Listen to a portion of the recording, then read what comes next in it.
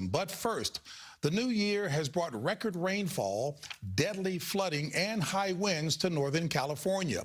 A weather event known as an atmospheric river had dumped nearly half a foot of rain in some areas, forcing evacuations in low-lying communities. The system is now moving east, stretching from the Rockies to the Great Lakes and to the south, bringing tornado threats to half a dozen states. We'll have the forecast in just a moment, but we go first to CBS's Jonathan Vigliotti near Sacramento, California. Good evening, Jonathan. And JB, good evening to you. The storm was so strong, it broke a levee that was recently reinforced to last until the year 2050. It cost $20 million.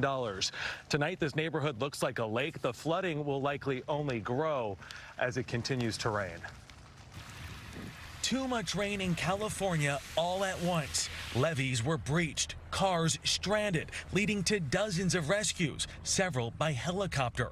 One driving along this flooded road so deceptively deep. He was in the water for several hours before we were aware that he was missing. At least one death is already blamed on the storm.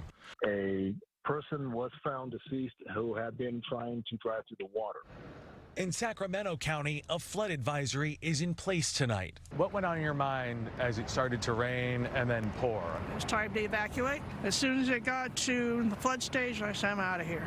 But 83-year-old Walt Hoppy, a lifelong resident here, is staying put no matter how bad it gets. I take it you're not going to evacuate. I've been here before. In San Francisco, nearly 5.5 inches of rain fell in 24 hours this weekend, the second wettest day since the gold rush era, submerging neighborhoods and the iconic Fisherman's Wharf. East of Sacramento, parts of the Sierra Nevada have been pounded by nearly 4 feet of snow from the latest storm that has now moved into the Rockies, ravaging Colorado, triggering this avalanche at Telluride. A skier died in another avalanche at Breckenridge. Today in California, a small break in the weather, officials using the lull to sandbag and brace for the next storm. And tonight, crews are also working to fix that broken levee. Meanwhile, hundreds of people remain under a mandatory evacuation, and for good reason. More heavy rain and snow is in the forecast for Wednesday, JB. Jonathan Vigliotti, thank you very much.